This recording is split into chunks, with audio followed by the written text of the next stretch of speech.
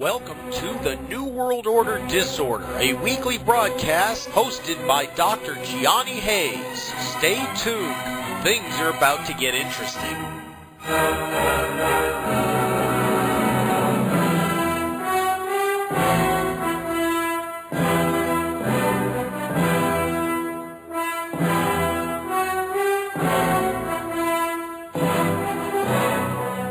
All right, listeners, this is Dr. Gianni Hayes with Brian Davis, and we are back with our second guest for 9/11.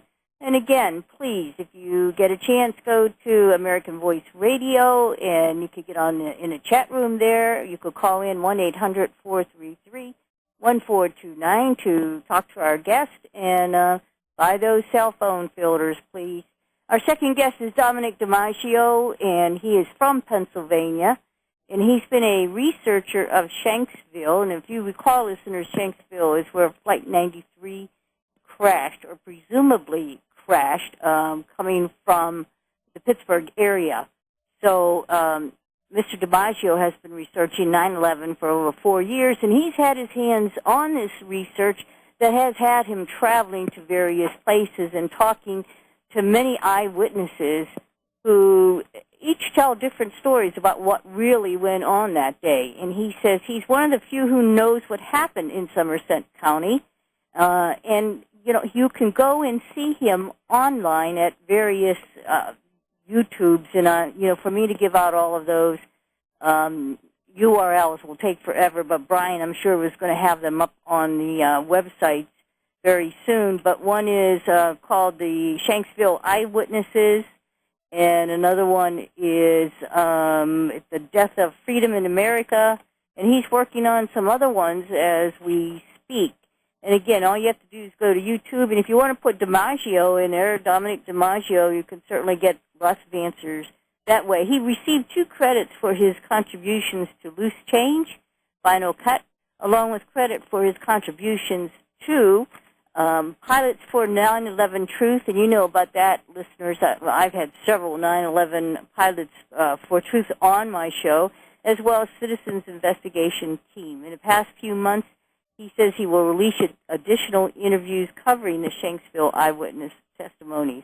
He gives answers to questions we're all asking. If the crater, for example, was only 6 or 8 feet deep in Somerset, and 20 feet wide, how do you fit 100 tons of aircraft into such a low-volume area? And the alleged 37 passengers, including the alleged 4 hijackers and 7 crew members, which totaled 44, with their seats, will not fit into that small hole. At least to my accounting, it didn't. So where did the rest of the alleged 757 aircraft go? And why were there no human remains? And so Mr. DiMaggio is going to address some of these questions. Welcome, Dominic. Thank you. It's a pleasure to be on. And Brian Davis is my co-host here tonight. Brian, you want to say hello? Hi, Dominic. Welcome to the show. Hi, Brian. Thanks. So, Dominic, now, were you there on the site? Well, first let me say, you can tell the listeners about your video. I didn't want to give out all the URLs, but you have a site where they can go to and look at your videos? You know what? They can just go to Google Video, type in 9/11 Shanksville Eyewitness, and you'll come across there's Susan McElwain and Wally Miller interviews. Those are up on there now. So those 2 are the ones to go watch. They're both about 40 minutes long or so. Okay. Where were you when all this happened in Somerset? I was at work that day. I worked right outside of Pittsburgh. Okay. And so did you see the plane at all? Or a No, plane? I didn't. That day I didn't. After the second tower was hit, I told my boss, I was like, I'm going home. And I went home. It was so eerie driving home that day because I take the turnpike and everything, and there was no cars out anywhere.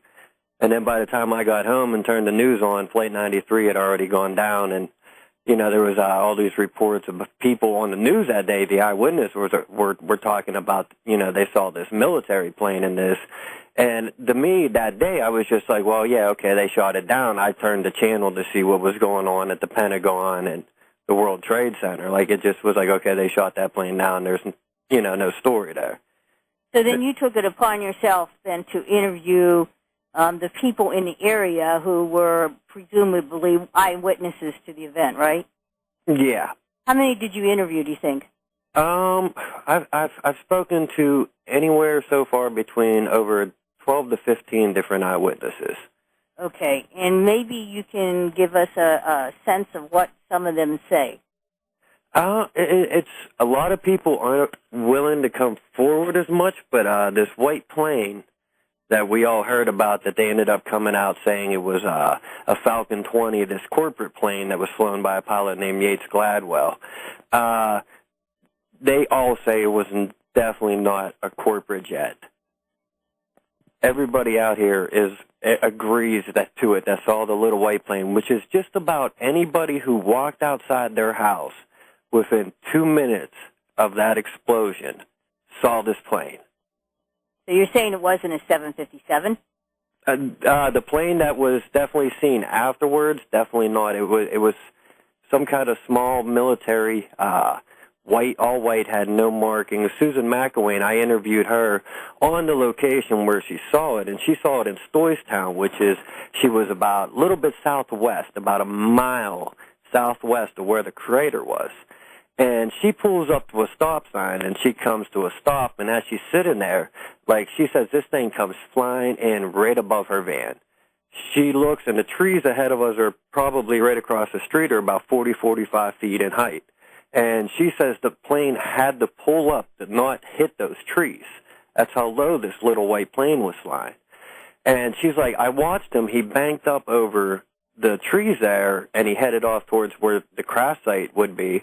She goes, and when he was out of sight, there was an explosion. She's like, I watched him pull up, and I said, oh, my God, he's going to crash, he's going to crash. And then it was out of sight, and there was the explosion. So, okay, let me first go ahead. Straight. You're saying there were presumably two planes. The one that was the 757 definitely. That everybody was told crashed in Shanksville, and then you're saying there was a smaller plane that ensued, right?